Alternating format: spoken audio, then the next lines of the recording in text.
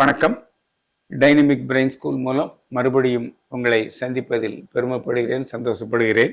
ஐயா, இப்போ இந்த நவீன உலகத்தில் எல்லாமே இந்த பெட்ரோல் கார், டீசல் கார் இதுக்கெல்லாம் பதிலாக ஏன்னா வெப்பமயமாதல் அதிகமாக இருக்குது, அதை தடுக்கணுங்கிறதுக்காக இப்போ லேட்டஸ்டாக உலக நாடுகள், இந்தியா எல்லா இடத்துலையுமே இப்போ எலக்ட்ரானிக் வெஹிக்கிள் வருது. Electrical cars, electric car, electric scooter எல்லாமே இனிமேல் அதில் தான் வரப்போகுது. அதில் சென்னையில் நம்ம ஒரு ஐயாவை பார்க்க வந்திருக்கிறோம். அவர் யூனிட்டில் இப்போ வச்சு பார்க்குறோம்.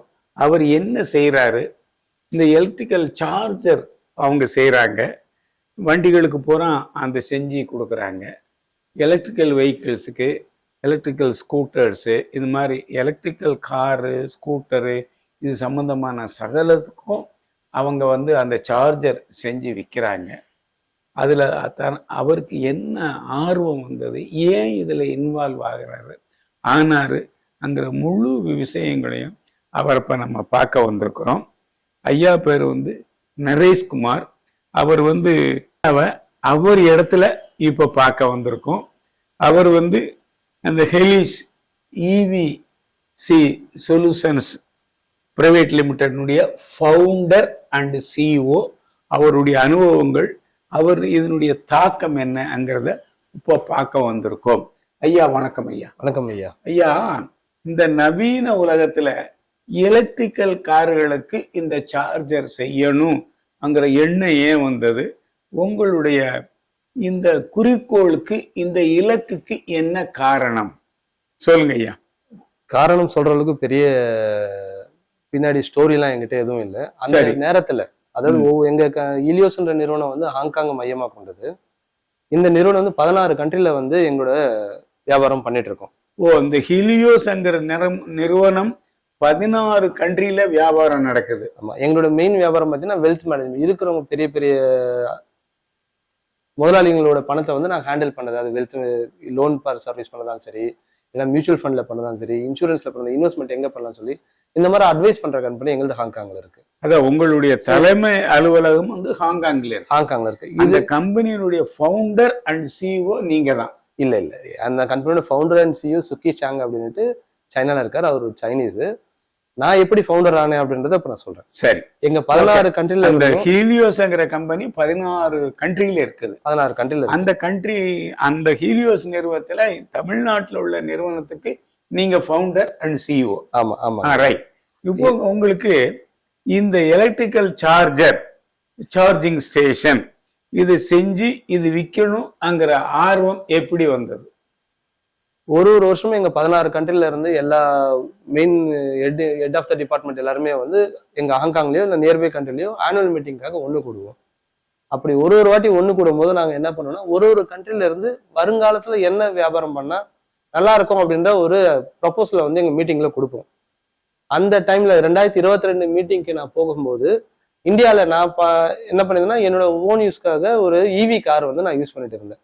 ஸோ அந்த கார் யூஸ் பண்ணும்போது அங்கங்க நான் போய் சார்ஜ் போடணும், இந்த மாதிரி விஷயம்லாம் இருந்ததுனால நான் இந்தியன் மார்க்கெட்ல என்னென்ன ப்ராப்ளத்தெல்லாம் நான் ஃபேஸ் பண்ணணும், இது இருக்கக்கூடாது. இதை பார்க்கும்போது எதனால இந்த மாதிரி ப்ராப்ளம் ஃபேஸ் பண்ண பார்க்கும்போது இங்க இந்தியா மார்க்கெட்ல நல்ல ஒரு பெரிய பொட்டன்ஷியல் இந்த இவி மார்க்கெட்டுக்கு இருந்திருந்தது.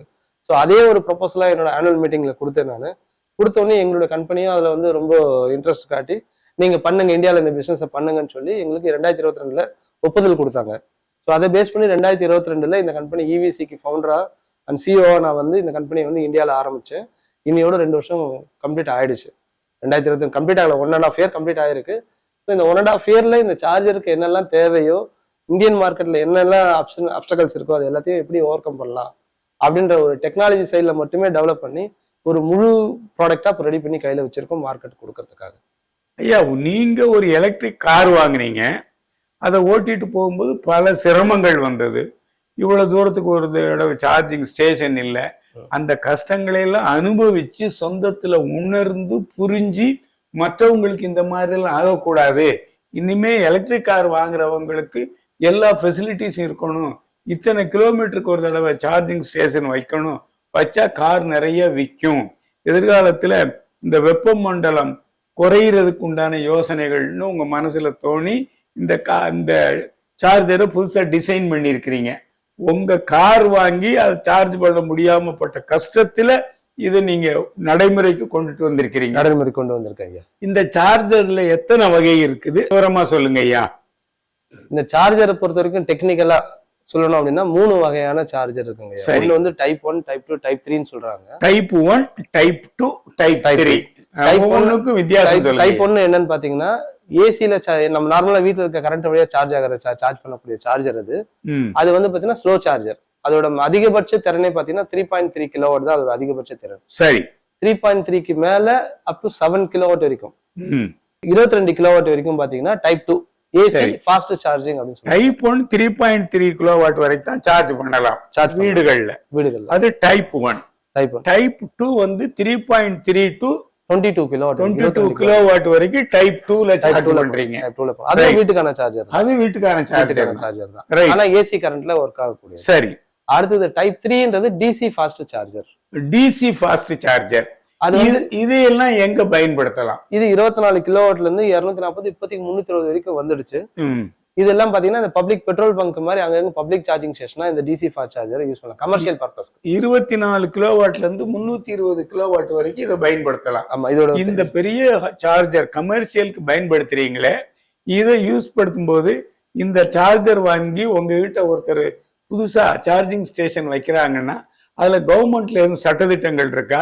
இவ்வளவு இடம் இருக்கணும், இப்படி இருக்கணும், இந்த மாதிரி லைசன்ஸ் வாங்கி வைக்கணுமா, இல்ல டைரக்டா உங்ககிட்ட ரூபா கொடுத்து அதை வாங்கி வச்சுக்கிடலாமா?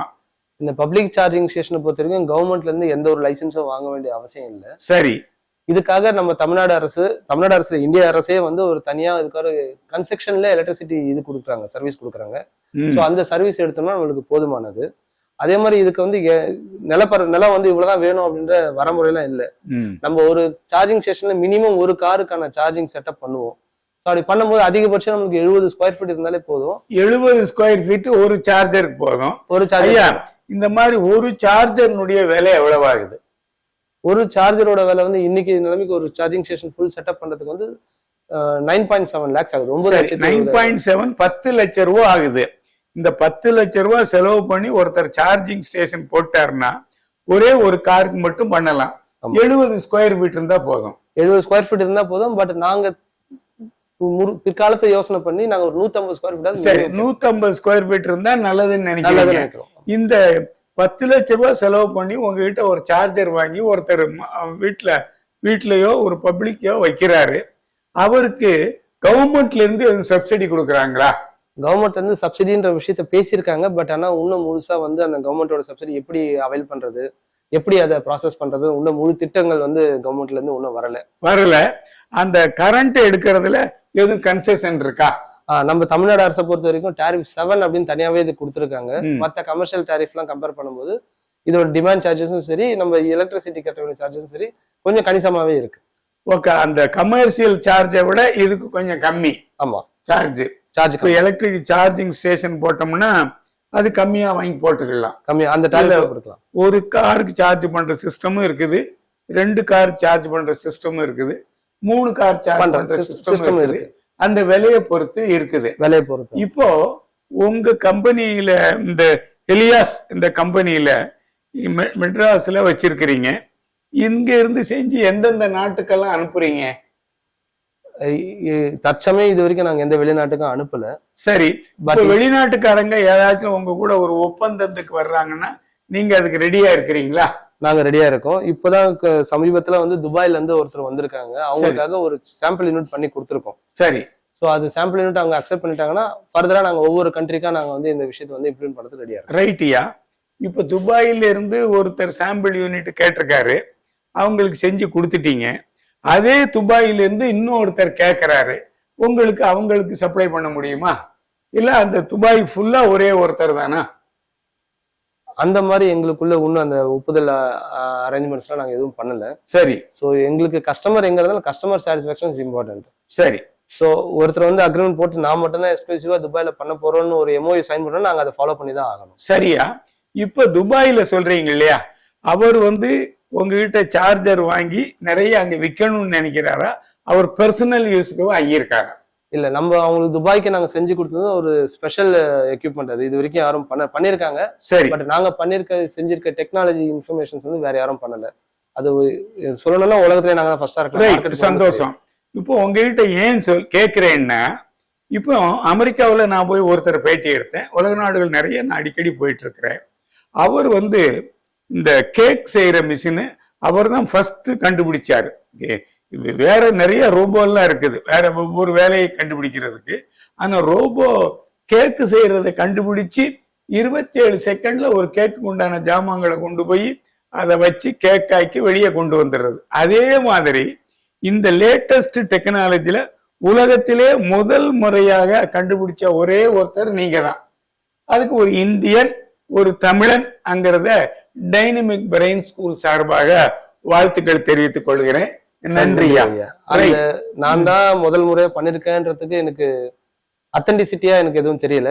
நான் என்ன பண்ணிருக்கேன்றத சொல்லிடுறேன். சொல்லுங்க. இது மூலமா வந்து இருக்கா இல்லையான்றது மார்க்கெட்ல கண்டுபிடிச்சேன். இது ஆக்சுவலி நான் அவங்களுக்காக செஞ்சு கொடுத்த பொருள், கஸ்டமைஸ்ட் பொருள் வந்து ரோட் சைடு அசிஸ்டன்ட் அப்படின்னு சொல்லுவாங்க. RSA emergency vehicle. இது என்ன பண்ணும் அப்படின்னு பாத்தீங்கன்னா, ஒரு EV கார் போயிட்டே இருக்கும்போது நியர்பை சார்ஜிங் ஸ்டேஷன் கிடைக்காம அந்த வண்டியை வந்து ரீசார்ஜ் பண்ண முடியாது, வண்டி போகாம நின்னுடும். அப்படி நின்ன வெஹிக்கிளுக்கு வந்து அசிஸ்டன்ஸ் பண்ணதான் RSA வெஹிக்கிள். இப்போ நார்மலா நம்ம வண்டி பெட்ரோல் வண்டியோ டீசல் வண்டியோ என்ன ஆகும் அப்படின்னா பிரேக் டவுன் ஆயிடும். ஒரு டோயிங் வெஹிக்கிளுக்கு சொல்லுவோம், அதுதான் RSAன்னு சொல்லுவோம். அந்த இதுக்கு அந்த டோயிங் வெஹிக்கிள் வரும், அந்த காரை டோ பண்ணிட்டு நியர்பை சர்வீஸ் சார்ஜிங்க்கு திருப்பி கொடுத்துட்டு வண்டி சர்வீஸ் பண்ணுவாங்க. பட் பேட்டரி வெஹிக்கிளுக்கும் அதே மாதிரிதான் இது வரைக்கும் ஃபாலோ பண்றாங்க. இப்போ நாங்க என்ன பண்ணிருக்கோம்னா, அதே RSA வெஹிக்கிள்ல வண்டியை டோ பண்றதுக்கு பதிலா பேட்டரியோட சப்போர்ட்டோட பேட்டரியில இயங்கக்கூடிய சார்ஜரை வந்து வடிவமைச்சிருக்கோம்.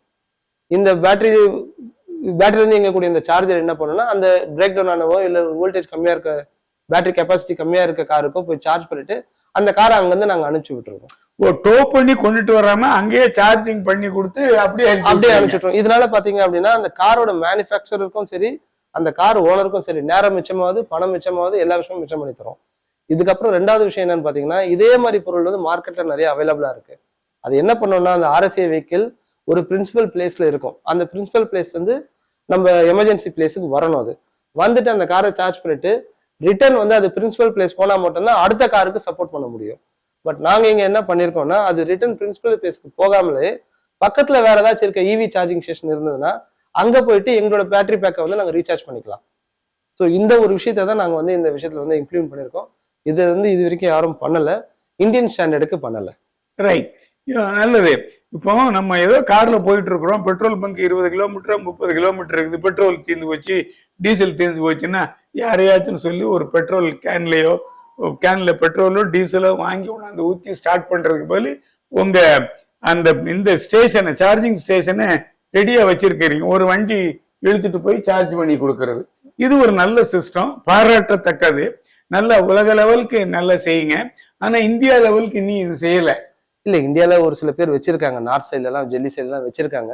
பட் நாங்க சொன்ன இந்த ஃபெசிலிட்டிஸோட வைக்கல. அதே மாதிரி எங்களோட சார்ஜிங் கெப்பாசிட்டி இருக்கிறதுல நாங்க தான் ஹை கெப்பாசிட்டில பண்ணிருக்கோம். ஓகே, 120 கிலோவாட் வரைக்கும் வந்து காரை வந்து சார்ஜ் பண்ண முடியும். என்னோட பேட்டரி கெப்பாசிட்டி பாத்தீங்கன்னா 150 கிலோவாட். நார்மலா மார்க்கெட்ல சைனாவும் சரி மத்த கண்ட்ரிலும் சரி 60 கிலோவாட்டுக்கு மேல பேட்டரி பேக் யாருக்கிட்டையும் இல்ல. 60 கிலோவாட்டுக்கு மேல சார்ஜிங் கெப்பாசிட்டி திறன் கொண்ட மாதிரி யாரும் வைக்கல. நாங்க மட்டும் தான் ஹை வோல்டேஜ்லயும் ஹை கெப்பாசிட்டிலயும் கொடுத்துருக்கோம். இல்ல, high voltage high capacity charging station வச்சிருக்கிறீங்க. அந்த அளவுக்கு அந்த பேட்டரிகள் ஹை வோல்டேஜ் ஹை கரண்ட் தாங்குற மாதிரி வண்டிகள்ல வெளியே வருதா? வருதுங்கய்யா. துபாயை பொறுத்த வரைக்கும் நல்ல வளர்ந்த நாடு ஐயா, சுற்றுலாக்கு ரொம்ப முக்கியத்துவம் கொடுக்குற நாடு. சோ இருக்கிற எல்லா டெக்னாலஜியுமே அங்க இருக்கு. நார்மலா நம்ம துபாயில ஒரு டாக்ஸி எடுத்தீங்கனாலே இங்க இருக்கிற ஹை டாப் கிளாஸ் கார் தான் அங்க டாக்ஸியா இருக்கு. அதே மாதிரி EVக்கும் அவங்க அதே மாதிரி ஹை டாப் அண்ட் கிளாஸ் வண்டியை தான் EVக்காக செலக்ட் பண்ணிருக்காங்க. சரி, ஒரு 200 வண்டி வந்து குறைஞ்சது 200 வண்டி ஃபர்ஸ்ட் ஃபேஸ்லயும் நாளடைவில் எல்லா பெட்ரோல் டீசல் வண்டியும் மாத்திட்டு EVயாவே மாத்துற மாதிரி துபாய் அண்ட் அபுதாபி அந்த எமிரேட்ஸ்குள்ள முடிவு பண்ணிருக்காங்க. சரி, சோ அந்த வண்டிங்களுக்கு இதே மாதிரி சார்ஜிங் ஃபெசிலிட்டி நான் என்ன யோசனை பண்ணி இந்த பிசினஸ்குள்ள வந்தனோ அதே தாட்டோட தான் அந்த வண்டி வந்து எந்த ஒரு சூழ்நிலையிலும் பேட்டரி இல்லாம நிக்க கூடாது, பப்ளிக் வந்து நல்ல சர்வீஸ் கொடுக்கறதுக்காக இந்த RSA யூனிட்டை வந்து கேட்டிருக்காங்க.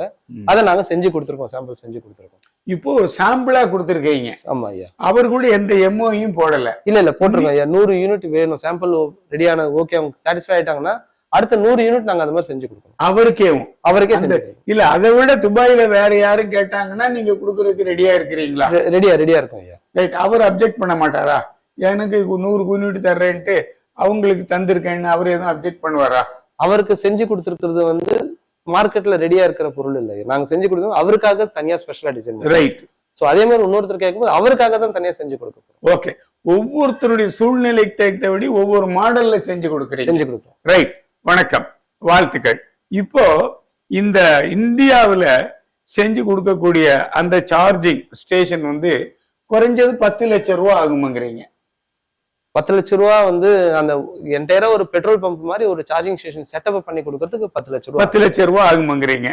அந்த 10 லட்சம் ரூபாய் செட்டப் பண்ணி கொடுத்தாச்சுன்னா அதுக்கு கூடுனா 150 ஸ்கொயர் ஃபீட் இடம் இருந்தா போதும். அதுல ஒரே நேரத்துல ஒரு சார்ஜர் தான் யூஸ் படுத்த முடியும். ஒரு கார் தான் யூஸ் படுத்த முடியும். ஒரு ஃபாஸ்ட் சார்ஜ்னா 2 மணி நேரத்துல ஆயிருமாங்கிறீங்க. அதிகபட்சம் 1 மணி நேரத்துல அந்த கார் வந்து 80ல இருந்து 90. அதிகபட்சமாக 1 மணி நேரத்துல 80ல இருந்து 90% சார்ஜ் பண்ணிடலாம் சொல்றீங்க. அதே காரை வீட்டுல போட்டோம்னா எவ்வளவு மணி நேரம் சார்ஜ் ஆகும்? அந்த காரோட பேட்டரி திறனை பொறுத்து 4 மணி நேரத்துல இருந்து 7 மணி நேரம். 4 மணி நேரத்துல இருந்து 7 மணி நேரம் ஆகலாம். இதே காரை நீங்க கொடுக்குற சார்ஜிங் ஸ்டேஷன்ல சார்ஜ் பண்ணோம்னா 80ல இருந்து 90% ஆகிறதுக்கு 1 மணி நேரத்துல ஆயிருமா? 1 மணி நேரத்துல ஆயிடும். ரைட். இந்த மாதிரி எதிர்காலத்துல இந்தியாவுல நிறைய தேவைப்பட்டா அவ்வளவு பேரு ரெக்குவயர்மெண்ட்ஸை கொடுக்கறதுக்கு நீங்க ரெடியா இருக்கிறீங்க. நாங்க ரெடியா இருக்கோம். இப்போ இந்த பதிவை பார்த்து எத்தனை பேரு கேட்டாலும் உங்களால கொடுக்க முடியும் அவ்வளவு சார்ஜிங் ஸ்டேஷன்? கண்டிப்பா கொடுக்கும். இப்போதைக்கு எங்களோட செட்டப், எங்களோட தொழிற்சாலை அசம்பிளி யூனிட்டை பொறுத்த வரைக்கும் மாசத்துக்கு ஒரு 150 சார்ஜர் வந்து ரெடி பண்ணலாம். இப்போ உங்ககிட்ட நான் நிறைய தெரிஞ்சது என்னன்னா, ஒரு சார்ஜிங் ஸ்டேஷன் வைக்கிறதுக்கு கூடுனா 150 ஸ்கொயர் ஃபீட் இருந்தா போதும், ஒரு காருக்கு சார்ஜ் பண்ணலாம். அது ஏன் அந்த 150 ஸ்கொயர் ஃபீட் சொல்றேன் அப்படின்னா, நம்ம தேர்ந்தெடுக்கிற இடத்தோட வந்து டிமாண்ட் எப்படி இருக்குன்னு தெரியாது, அந்த பக்கமா வர காரோட டிராபிக் எப்படி இருக்குன்னு தெரியாது. நம்ம ஒரு இடத்த தேர்ந்தெடுத்துட்டோம், அங்க சார்ஜிங் ஸ்டேஷன் ஃபுல்லா பண்ணிட்டோம். அந்த பண்ணும்போது முதல் இன்வெஸ்ட்மெண்ட் பாத்தீங்கன்னா 10 லட்சம் ரூபா ஆகுது. இதே 2 கார் பண்ணணும் அப்படின்னா அப்படியே டபுள் ஆக போகுது அந்த அமௌண்ட். எடுத்த உடனே அவ்வளவு பெரிய இன்வெஸ்ட்மெண்ட் பண்ண வேண்டாம், சின்ன இன்வெஸ்ட்மெண்ட் பண்ணிட்டு அதோட பொட்டன்ஷியல் தெரிஞ்சு அதை வந்து இன்க்ரீஸ் பண்ணிக்கலாம் அப்படின்ற காரணத்துக்காக தான் 150 ஸ்கொயர் ஃபீட் கேட்கறோம். அதே மாதிரி அந்த 10 லட்சம் ரூபாயில வந்து நாங்க என்ன பண்றோம் அப்படின்னு பாத்தீங்கன்னா, சார்ஜர் மட்டும் ஒரு கார் சார்ஜ் பண்ற மாதிரி சார்ஜர் செட் பண்ணி கொடுப்போம். நாளைக்கு அந்த இடத்துல வந்து நிறைய கார் வருது, நிறைய டிமாண்ட் இருக்குன்ற பட்சத்துல வெறும் அந்த சார்ஜர் யூனிட்டை மட்டும் எடுத்துட்டு 2 கார் சார்ஜ் பண்ணுறோம், சார்ஜிங் யூனிட்டை மாத்துற மாதிரி மற்ற அக்சசரிஸ் எல்லாமே நாங்க அந்த மாதிரி தான் ரெடி பண்ணுவோம். அதுக்கு எவ்வளவு ரூபாய் செலவாகும்? அதே 10 லட்சத்துல பண்ணிடுவோம். ஓகே. இல்ல, ஒரு காருக்கு 10 லட்சம் ரூபாய் செலவாகுது, 2 கார் டிமாண்ட் வந்துருது. அப்ப அந்த சார்ஜருக்கான டிஃபரன்ஸ் மட்டும் அவங்க பே பண்ணுவாங்க. இந்த 20 லட்சம் ரூபாய் வராதுல்ல, 10+10 வராதுல்ல. அந்த புதுசா இதுல உள்ள இதை எடுத்துட்டு வேற ஒரு மாத்த போறீங்கல்ல, அந்த யூனிட்டுக்கான டிஃபரன்ஸ் மட்டும் தான் கொஞ்சம் பாதி பணம் வருமா? இதை விட பாதி கூட வராதுங்க. ஏன்னா இவர் என்ன பண்ணுவாருன்னா, அந்த அதோட வருமானம் அவருக்கு தெரிஞ்சிடும். வருமானம் அதிகமா வரதுனாலதான் அந்த இடத்துல வந்து 2வது யூனிட் விற்கிறோம், 2 கார் விற்கிற மாதிரி. சோ அவர் என்ன பண்ணுவாருன்னா, இங்க இதை வச்சுட்டு இதை அப்படியே எடுத்து இன்னொரு இடத்துல ஒரு வேற இன்னொரு இடத்த செலக்ட் பண்ணி அந்த இடத்துல வைப்பாங்க. ரைட்யா.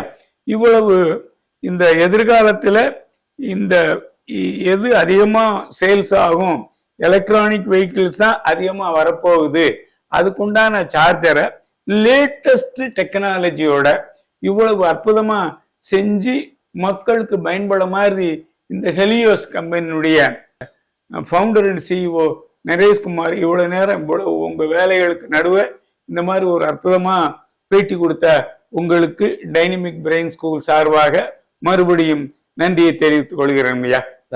இந்த வீடியோவை ஸ்கிப் பண்ணாம பார்த்ததுக்கு ரொம்ப நன்றி. இந்த வீடியோ உங்களுக்கு பிடிச்சிருந்ததுன்னா லைக் பண்ணுங்க, ரொம்ப பிடிச்சிருந்ததுன்னா ஷேர் பண்ணுங்க. உங்களுடைய கருத்துக்களை எங்களுக்கு இந்த கமெண்ட் பாக்ஸில் கமெண்ட் பண்ணுங்க. மறக்காம இந்த வீடியோவை சப்ஸ்கிரைப் பண்ணுங்க, பக்கத்தில் உள்ள பெல் பட்டனை ப்ரெஸ் பண்ணுங்க. அப்போ தான் நாங்கள் போடுற எல்லா வீடியோகளும் உங்களுக்கு நோட்டிஃபிகேஷனாக வரும்.